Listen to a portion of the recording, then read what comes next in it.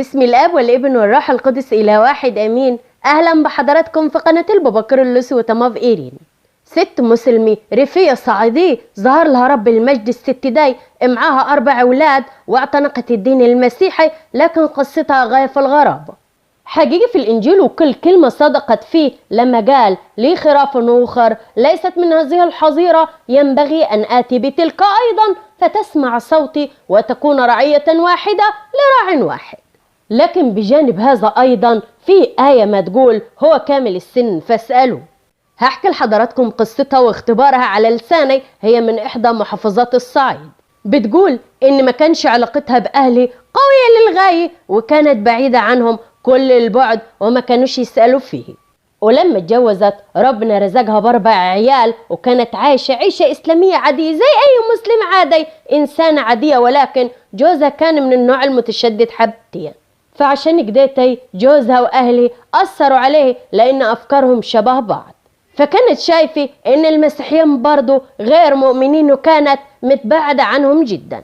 وفي العمارة اللي ساكنة فيه ما فيهاش إلا واحدة مسيحية، كانت تتمنى من عمق قلبها إن الجارة دي تعزل من العمارة وتمشي عشان البركة تحل، وما كانش تعرف إن الست دي هتبقى في حياتي هي سبب البركة. وقدر ربنا ان تحصل للست دي حادثه ويتكسر عمودها الفقري وما تبقاش قادره تمشي. ومن بعد فتره جوزي ما يستحملش عيشتها ويطلقها ويروح يتجوز واحده تاني، ويطلع كمان ندل واطي ما يصرفش على عياله ولا يسال فيهم ولا يسال فيه. وحتى اهلي ما حنوش عليه ولا وقفوا جنبها في ازمتي، يعني ما حدش من بعد ما اتطلقت جا من عيلتها واخدها تسكن معاه، ولا حتى حد يتطوع وقعد معاه عشان يراعيها هي وعيالها. وزي ما قلت لحضراتكم الجيران كلهم كانوا مسلمين الا جاره واحده مسيحيه في العماره اللي ما كانش عايزاها ولا طايقاها. وكان اللي ما بينهم ان لما صدفه يتقابلوا على السلم تقول لي ازيك والسلام من تحت الدرس. لكن معاملتها مع جيرانها المسلمين كانت حلوة جدا جدا، وكانوا مبينين انهم هم زي اهلها بالظبط. لكن من بعد اللي حصل لها وخلاص ما بقاش فيه علاقة، وبقى ازيك عاملة ان شاء الله تكوني كويسة وخلاص على كده، مع ان هي كانت محتاجة اكتر من كده عشان هي ست اصبحت قاعدة مشلولة قاعدة على طول على سريرها نايمة، ما تقدرش تتحرك، وفي رقبتها 4 عيال صغيرين ما يقدرش يعتمدوا على نفسهم في ولا حاجة. وعشان عزيزة النفس كانت نفسي ان حد يعزم عليها ويدقق، وهو اللي يصر انه يوكل لها عيالها ويشوف طلباتها وخدمتها. واتفاجأت هذه السيدة ان الجارة المسيحية اللي ما كانش ما تحبي، واللي اكيد جارتها المسيحية كانت مستشفة جداتي منه، هي اللي ما تيجي وتخدمها من نفسي. مش بس تخدمها، ولكن كانت تروج لها الشقة، تخدمها الخدمة الشخصية، وكانت تعمل لها طبيخ لعيالها وتجيب مكونات الاكل من بيتي. وده عشان كانت عارفة ان جارتها المسلمة خلاص اتطلقت وجوزها سايبها وتخلى عنها وعن عيالها. ولاحظت الجارة المسلمة ان جارتها المسيحية وهي ما تشتغلها في البيت اما تدندن وتغنى، فقالت لي الغنى بتاعك حلو وجميل ورقيق ويدخل القلب، الحقيقة عمري ما سمعت كده. ضحكت الجارة المسيحية وقالت لي انا مش بغني انا برنم. قالت لها يعني ايه ترنيم؟ قالت لها يعني مرنم ليسوع. فقالت لها الجارة المسلمة يعني انتوا بكده ما تصلوا؟ ضحكت وقالت لها بصلي. فبتقول كنت اسمعي احس براحه وابقى عايزه اسمع كمان، وطلبت مني اتحمل الترانيم على التليفون بتاعي، وكنت مسمع حتى في عدم وجودي بفرح احس بالسلام والونس. الجارة المسيحية برغم الوقت اللي كانت تقضيه مع جارتها المسلمة اللي طبعا ما تستقطعوا من وقتها في بيتي، برضو كانت تصلي لها كتير قوي وتنور لها شمع في الكنيسة وتحط لها ورق على المسبح. يوم بعد يوم سألتها وقالت لي هو مين يسوع؟ قالت لها يسوع اللي في يده الشفاء هو رب الأرباب. قالت لها يعني ممكن لو طلبت منه يشفيني؟ قالت لها جربي ومش هتخسري حاجة. قالت لها ازاي؟ ده انا بصلي وبصوم وبزكي وحاجات كتيرة انا ما اعملها، ما كانش فيه اي حاجة نافعة معاي ولا حاجة جايبة نتيجة. ومع الحاح الجارة المسيحية بانه هي ما تصلي لها في الكنيسة وتنور لها شمع وتذكر اسمها دايما وما تخلي ناس كتيرة مؤمنين تصلي لها، إلا إني رضيش تحرجي، بس هي من جواها ما كانتش مؤمنة إن يسوع هيقدر يشفيه، لأن بالحقيقة مستحيل شفائه، هي أساسا أصبحت مشلولة تماما. وعشان وقفتها جنبيه رضيش تكسفه ولا تحسسها في فرق ما بين مسيحي ومسلم، لكن بالحقيقة هي ما عملتش بكلامه ولا طلبت يسوع. فبقت تسمع في البيت صوت يقول لي اطلب بيسوع اطلب بيسوع، وبقى يزن عليها بإلحاح لدرجة إنها قالت أنا يعني إيه اللي هخسره؟ ده الناس ما تروح للصحراء والمشايخ وفي منهم ما يطلع دجالين، ما اطلب يسوع واشوف. ومع فارق التشبيه طبعا، لكن هي عملت كدته وهي اللي ما تحكي الكلام دي، وحست ان جارتها المسيحية اما تتكلم بثقة وبعشم وبإيمان، فعلى ايمان جارتها جربت وندهت يسوع. وفي نفس الليلة اللي طلبت فيه نامت وحلمت وشافت نور مجسم كأنه حد جاي عليه بس مش ظاهر له وش. بدأت شوية بشوية تقرب، وإذا بيه يظهر وش حد، ولقيت نفسي فرحانة ومليانة سلام. فبتقول له انت مين؟ رد عليها وقال لي انا يسوع. قالت له هو انت اللي جارتي؟ قالت لي عليك انك تشفيني. قال لي هو اني.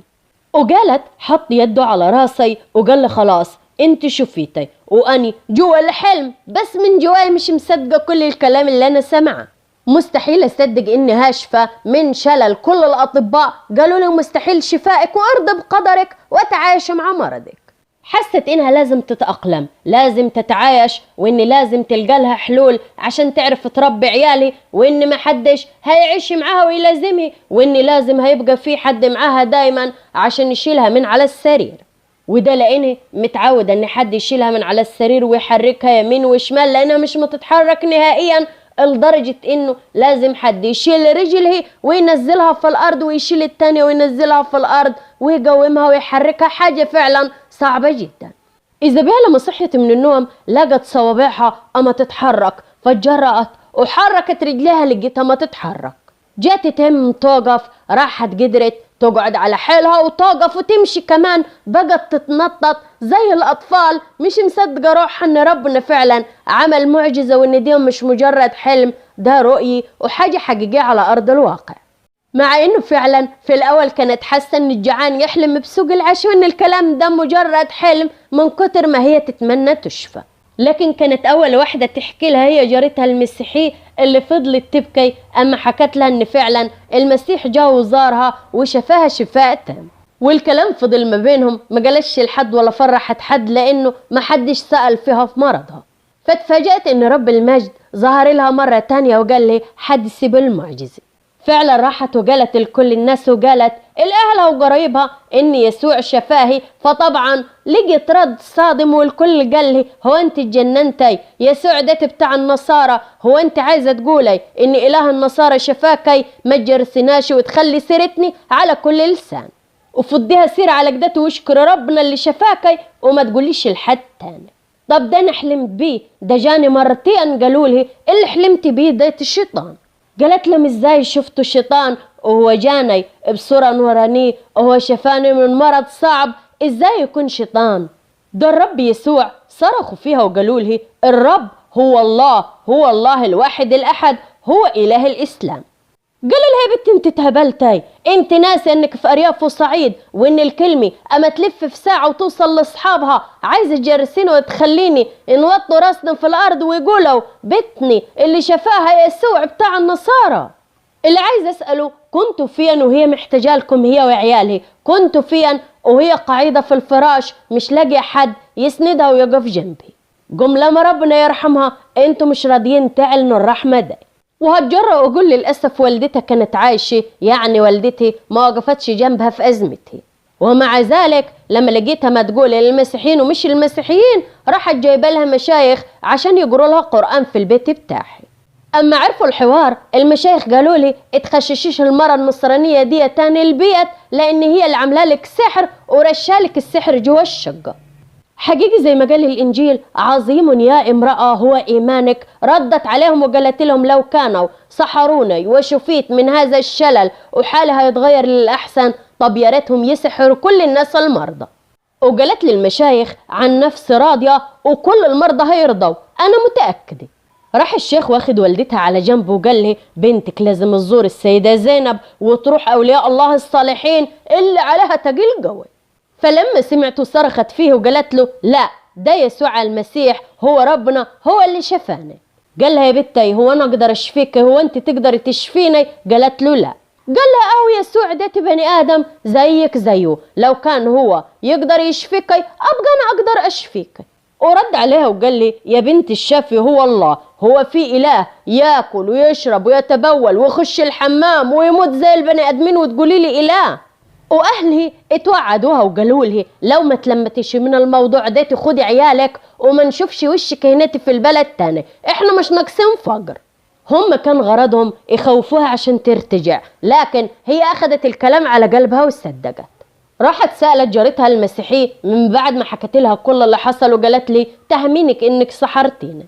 وقالت لها عن نفسي لو شايفين انك سحرتيني انا اتمنى تسحريني وتسحر كل بني ادم مريض. وقالت لي امي طلبت مني اني امشي واخد عيالي وما اوريهاش وشي تاني. فاقترحت عليها وقالت لي لو حابه ممكن تنزلي مصر. قالت لها طب انا ما معيش فلوس وما معيش اي حاجه اتحرك به. قالت لها زي ما يسوع شفاكي هو هيتصرف، صلي من عمق قلبك وهو هيظهر لك ويقول لك تعملي ايه.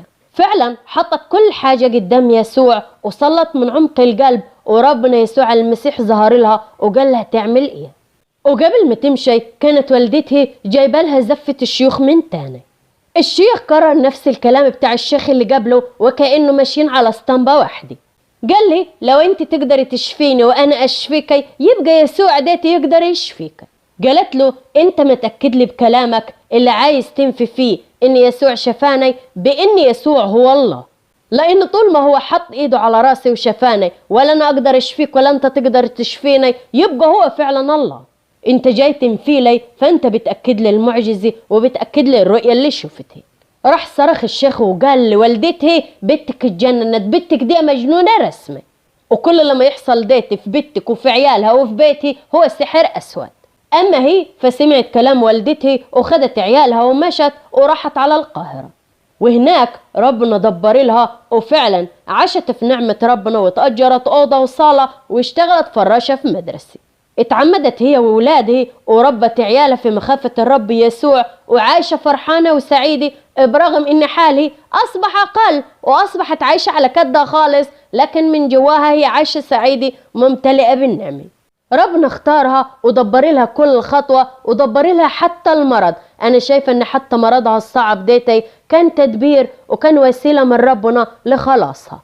كل ما بشوف صعوبة الطريق في انك تكون مسيحي ما اقول يا رب يا رب اشكرك من عمق قلبي اني مسيحي، ويا رب اموت على دين المسيحي. ثبتني يا رب وقوي ايماني، دبر امورنا جميعا يا رب كشعبك وكرعيتك، امين يا رب. فرح كل انسان حزين يا رب يسوع المسيح، داوي كل انسان مريض، اشفي كل المرضى، امين يا رب.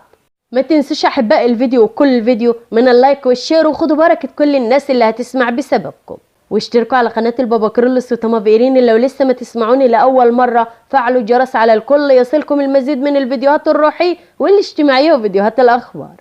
وفي أي فيديو مش مرضى أرخم عليكم وأقول لكم في الأول عشان المقدمة ما تطولش، اوعوا تنسوا في أي فيديو تكتبوا طلبات الصلاة باستمرار. احنا ما نصلي مش بنكتب تعليقات.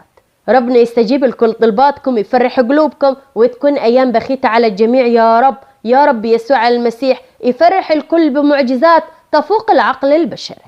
فالله قادر أن يصنع أكثر مما نشتهي ونطلب. ربنا يفرح قلوبكم جميعا، ومن جوا قلبي، من جوا أعمق قلبي يا رب يفرح قلوبكم، يعمر بيوتكم، يحافظ على أولادكم، يوسع أرزاقكم، يديم يا رب محبتنا، أمين. يبعد عنا وعنكم الشرير والأشرار يا رب، أمين. ودايما يا رب بيوتكم عمرانة بحسكم وحس عيالكم، أمين يا رب. كل عام وحضراتكم بألف خير وكل لحظة وربنا معاكم يدبر أموركم دايما للصحة والخير والفرح، ويبارك مالكم وعيالكم، صحتكم وأرزاقكم، أمين يا رب.